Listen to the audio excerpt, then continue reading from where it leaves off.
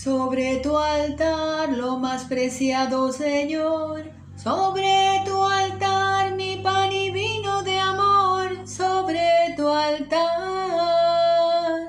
mi vida entera. Mi pasado te lo doy, mi presente con todo mi amor y mi futuro.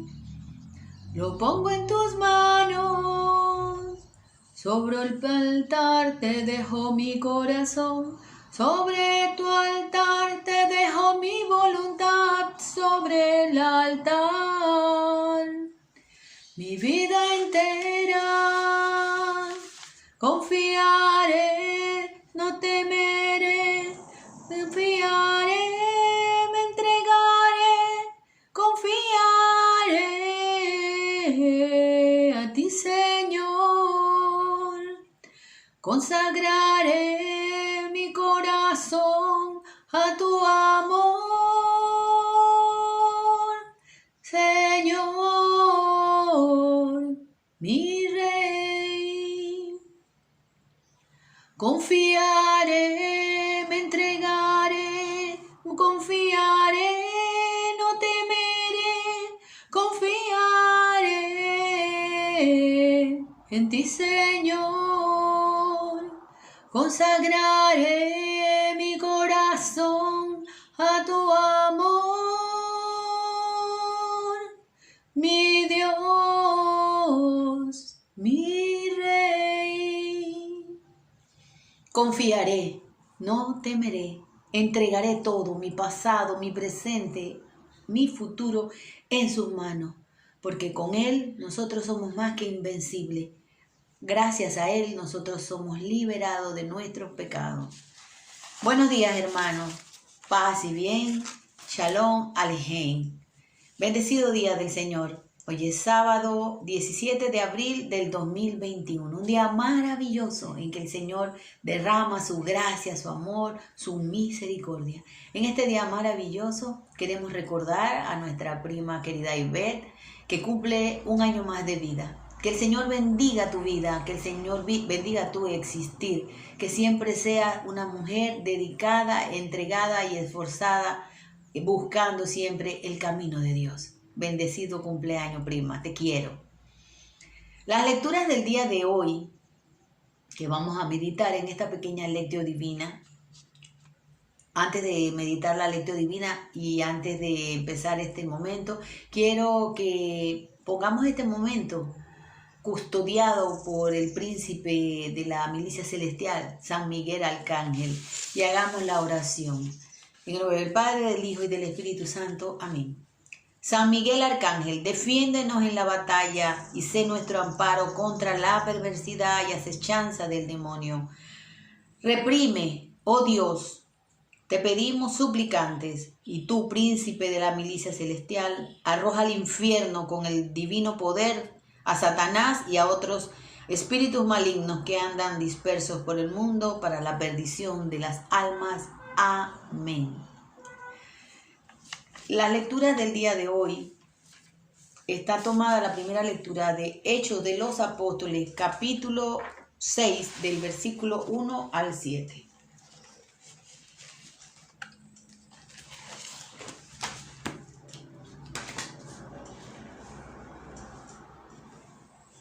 Por aquellos días, como el número de los discípulos iba aumentando, hubo quejas de los llamados helenistas contra los hebreos, porque según ellos sus viudas eran tratadas con negligencia en el servicio diario.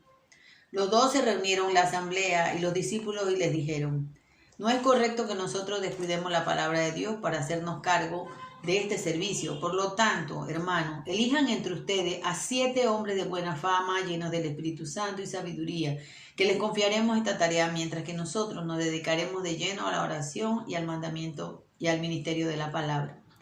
Toda la asamblea estuvo de acuerdo y eligieron a Esteban, hombre lleno de fe y de Espíritu Santo, a Felipe, a Prócoro, a Nicanor, a Timón, a Parmea y a Nicolás, que era un prosélito de Antioquía.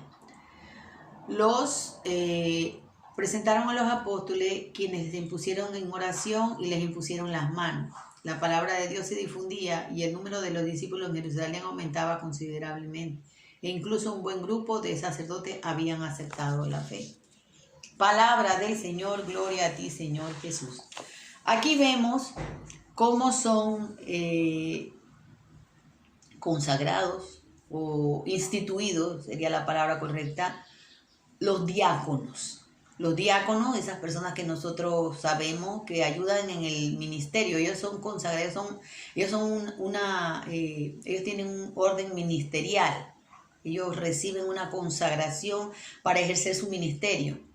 No son sacerdotes, pero sí pueden participar de algunas cosas que el sacerdote hace. Pueden bautizar, pueden casar, también pueden hacer lo que es la celebración de la palabra, que es, vamos a decir, parecida a la misa o a la Eucaristía. Lo único que ellos no pueden consagrar, pero sí pueden hacer las otras partes de la Eucaristía, que es la liturgia de la palabra, y pueden también, ayudan al sacerdote en el servicio del altar. La función de los primeros diáconos era ocuparse de las viudas y ocuparse de todas las cosas que pues los apóstoles no podían hacerlo por el hecho de que estaban ocupados evangelizando.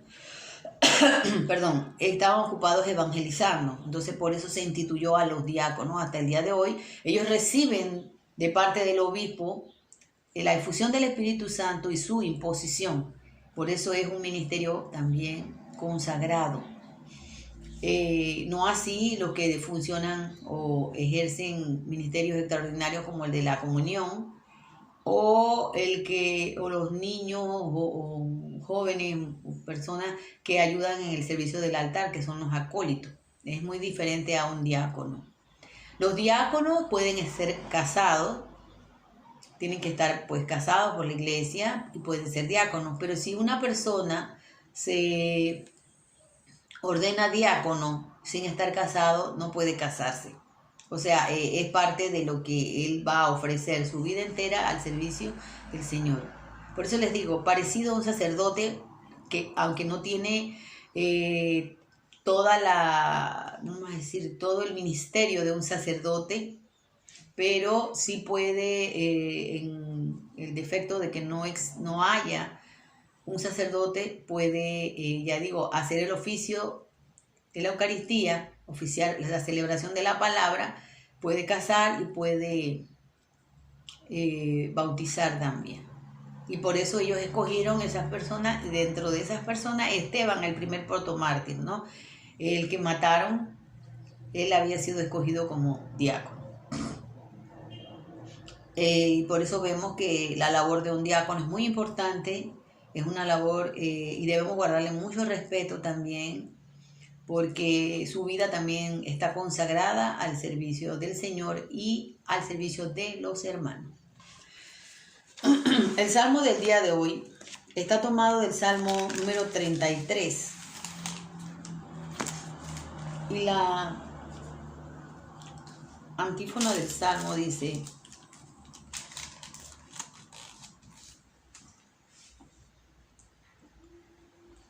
los justos le deben alabar, denle gracias. Los justos le deben alabar, denle gracias. Buenos, festejen al Señor, pues los justos le deben alabar. Denle en gracia tocando la guitarra y al son del arpa entonen canciones. Los justos le deben alabar, denle gracias. Pues recta es la palabra del Señor y toda la obra es de sus manos, y verdad toda obra de sus manos. Él ama la justicia y el derecho, la tierra está llena de su gracia. Los justos le deben alabar, denle gracias. Está el ojo del Señor sobre los que lo temen, sobre los que le esperan en su amor, para arrancar sus vidas de la muerte y darles vida en momentos de hambruna. Los justos le deben alabar, denle gracias. Los justos le deben alabar, denle gracias.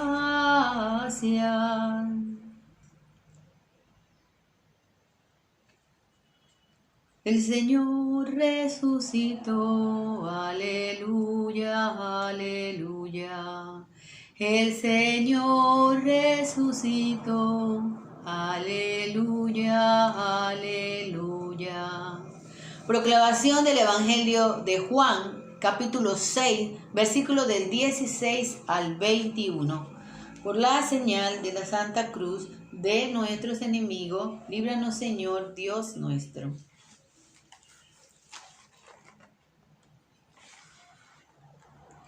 Al llegar la noche, sus discípulos bajaron a la orilla y subiendo a una barca cruzaron el lago rumbo a Cafarnaúm. Habían visto caer la noche sin que Jesús se hubiera reunido con ellos y empezaron a formarse grandes olas debido al fuerte viento que soplaba. Habían retomado como unos 5 kilómetros cuando vieron a Jesús que caminaba sobre el mar y se acercaba a la barca y se llenaron de espanto, pero él les dijo: «Soy yo, no tengan miedo». Quisieron subirlo a la barca, pero la barca se encontró enseguida en la orilla a donde se dirigían.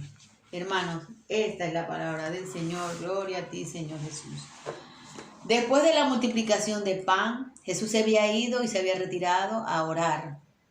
Y los discípulos se habían embarcado y les dijo: vayan hasta el otro lado que yo los alcanzaré. Quizás ellos pensarían: ¿y cómo Jesús va a hacer eso? ¿Verdad? Pero pues no preguntaron e hicieron lo que él les dijo. Cuando ellos estaban ahí, de repente vieron venir a Jesús, pero ellos en el primer momento no lo reconocieron. Se llenaron de miedo. Dice que ellos habían remado 5 kilómetros, o sea que era un tramo bastante largo. Y se llenaron de miedo cuando vieron acercarse esa silueta. Y Jesús les dijo: no tengan miedo, soy yo. Y ellos querían subir a Jesús, pero se dieron cuenta que ya habían llegado a la otra orilla. Muchas veces hemos sentido miedo en nuestro corazón por muchas cosas. Miedo a la muerte, miedo a la escasez, miedo a la pérdida de un ser querido, miedo a alguna enfermedad, miedo por muchas cosas. El miedo nos paraliza, el miedo nos inmoviliza, el miedo nos hace ser cómplices y guardar silencio ante lo que está mal. Nosotros estamos viviendo tiempos muy, pero muy difíciles, hermanos. En nuestra iglesia se avecina un cisma terrible, pero muchas personas quieren pensar que todo está bien. Pero no, hermanos, no todo está bien. Porque tenemos que tener claro que hay muchos buenos, santos, consagrados, sacerdotes, obispos y cardenales. Pero hay otros que no lo son, que no son del Señor, que están infiltrados, que tienen piel de oveja, pero por dentro son lobos. Y lo que quieren es destruir la iglesia porque son servidores de Satanás. Hoy más que nunca nosotros no tenemos que tener miedo al decir estas cosas. Porque a veces se nos dice: pero no, es que no, oremos. Y oremos. Sí, hermanos, tenemos que orar a tiempo y a destiempo y en todo momento. Pero también tenemos que luchar. También tenemos que hablar. También tenemos que denunciar. No podemos quedar callados. Es lo que yo les decía ayer. Hay una idea de una falsa obediencia, que pensamos que si decimos la verdad le estamos faltando. Al contrario, tenemos misericordia. Y eso nos lo demostró Jesús a cada momento. Jesús le dejó: hipócrita, raza de víboras, sepulcros blanqueados a los fariseos. ¿Porque los odiaba? No, porque los amaba. Y él quería decirles esas cosas para ver si reaccionaban, pero no reaccionaron. Hoy también la palabra del Señor nos quiere zarandear, nos quiere remover y que nosotros despertemos del sueño, porque es que vivimos en un sueño. Vivimos un sueño creyendo que todas las cosas están bien, no porque esto sea un sueño, como he escuchado a algunas personas y hasta miembros del clero decir que esto es un sueño y que nada es real. No, hermano, esto no es un sueño. Esto es la realidad que el Señor nos dio a nosotros para prepararnos Aquí nosotros nos tenemos que purificar, nos tenemos que limpiar, porque la única forma de poder accesar al cielo es arrepintiéndonos. No existe otra cosa que el hombre pueda hacer para poder llegar a estar en la presencia del Señor, que no sea arrepentirse y convertirse. No hay otra manera. Mientras yo no decida y no tome esa decisión y ese paso, yo no podré verle el rostro a Dios. El que no acepta a Jesús no podrá, el que no acepta a Jesús no podrá verle el rostro a Dios. Así de sencillo. Pero esta verdad no se predica. Ahora nos dicen que todos somos hermanos, que todos practicamos una fraternidad universal. Eso no es verdad. Que todos somos hijos de Abraham. Porque Abraham creyó en Jesús, hermanos. Abraham no conoció a Jesús, pero él lo vio y habló del Mesías, habló de Jesús. Entonces, ¿por qué ellos no creen? Los que no creen. Entonces, ¿cómo puedo ser hermano de alguien que no cree en Jesús? Yo pregunto. Pero esto no se predica. Ahora no se predica, no se escucha infierno, condenación. Ahora todo es misericordia. Ahora todo el mundo se va a salvar. Imagínense que ahora hasta dicen que probablemente Judas está en el cielo. Cuando la iglesia no ha dicho esto como un dogma de fe, ni ha dicho que está en el infierno, pero sí en la escritura y en muchas cosas ha revelado que no está en un buen lugar. Porque él tomó la decisión de ir en contra del Señor. Y él tuvo la oportunidad de arrepentirse. De hecho, se arrepintió, dice el Evangelio, que él se arrepintió y le devolvió las monedas. Pero ¿qué hizo? A diferencia de Pedro, que lloró amargamente y estuvo ahí con la culpa y el sentimiento, el arrepentimiento, le duró 3 días eso hasta que el Señor vino y se apareció y lo restableció. Él se reconcilió cuando Jesús le preguntó 3 veces que si lo amaba. Y cuando restableció eso con Pedro, le dijo: tú eres la piedra sobre la cual voy a edificar mi iglesia. Pero Judas no lo hizo así. La gente dice: no, es que si no hubiera existido Judas, no hubieran matado a Jesús. A Jesús lo hubieran matado porque eso ya estaba escrito, hermanos. El Señor no necesitaba de Judas. Solamente que Judas dejó que el demonio entrara en su corazón. Judas se condenó porque comió del cuerpo de Cristo y comió su propia condenación. Recuerden que él participó de la cena cuando él partió el pan y dio el vino y dijo: el que come mi carne y bebe mi sangre vivirá para siempre. Pero él la comió indignamente porque en su corazón él estaba pensando hacer el mal.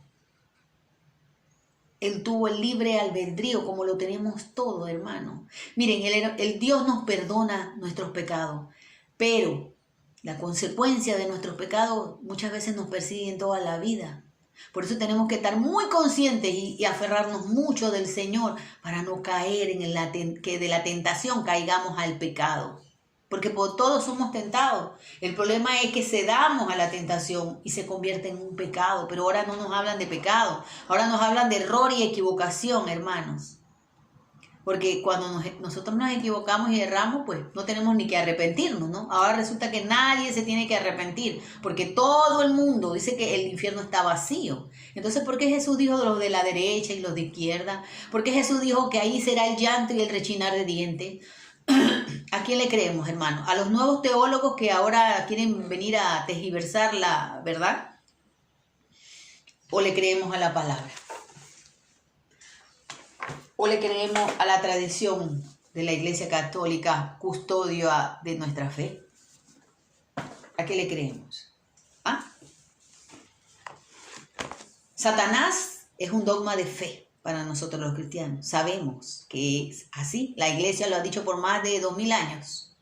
Pero ahora hay unos nuevos teólogos y unos sacerdotes que dicen: no, es un pensamiento creado por el hombre. Fíjese usted. Ellos saben más que Dios.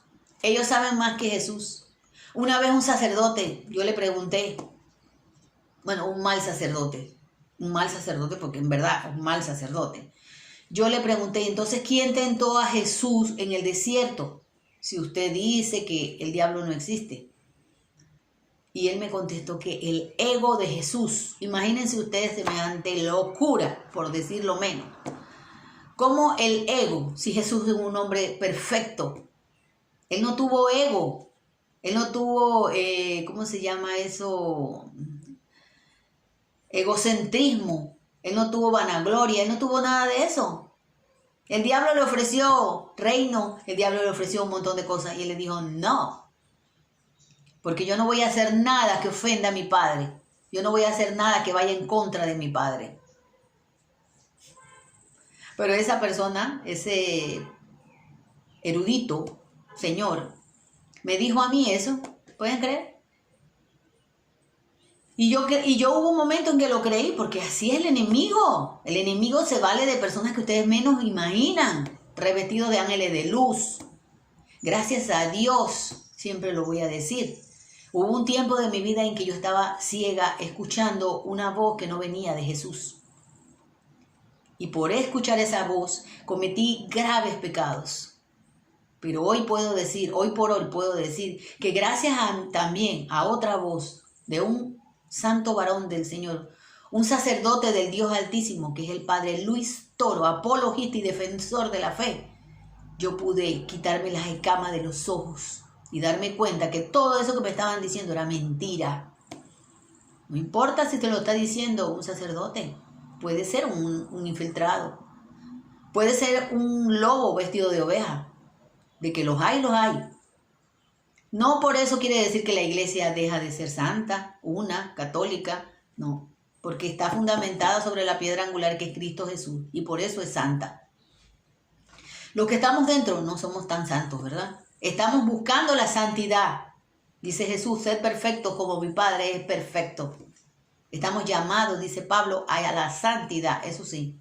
Y por eso nos esforzamos y nosotros tratamos de hacer esta carrera, como la llama Pablo, una buena carrera, para que al final, digamos como Pablo, he corrido la buena carrera, he desgastado mi vida y ahora voy al encuentro del Señor, a recibir la corona de la gloria de aquellos que perseverando, sin tener miedo, no desviaron su camino.